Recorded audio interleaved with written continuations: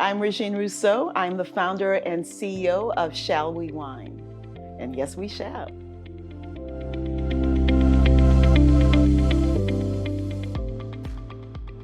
I think there are three things that we can do. Number one is really be open to talking about the fact that there is a lack of diversity, right? And just being open to not being defensive, but having honest conversations about it. Number two is, once we've had the conversation, is really to find opportunities and create opportunities. And by opportunities, I mean jobs. I mean making sure that your team, your staff is diverse. If you are a distributor, you should look for diverse salespeople. And diversity doesn't just include African Americans, includes women, includes people of color in general. So I think that's the most important thing. I believe diversity has to come with economic inclusion, right? So we have to make some allowances and some space for that.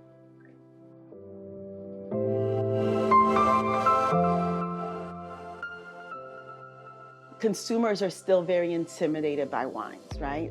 There's so much information. Sometimes I'm intimidated, right? It's a lot to learn. I think that the industry has to stop thinking about wine as in one way, wine tastings, although that's what I do. But, there are people who are doing wine and music now, right? And so it's important for us to understand that wine hits all the senses. So any way that you can connect wine to all senses, to fashion, to music, to travel, to life, that's going to get more consumers interested and involved in wine.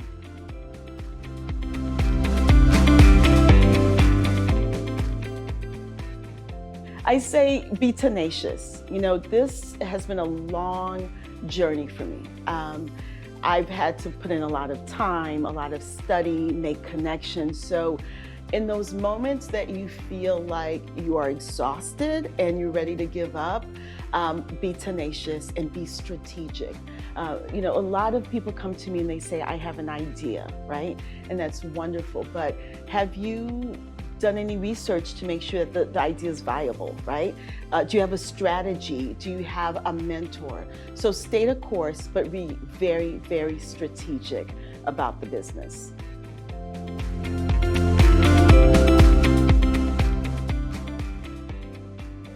I am always surprised at two things. One, how still that people are intimidated about wine. Like they're like, wait, I'm scared. I don't know what to buy. I don't know what to choose. But then how excited they are. Like we have an audience that just wants what we are experts at. They are so excited to learn about wine. So that always surprises me. It has not diminished.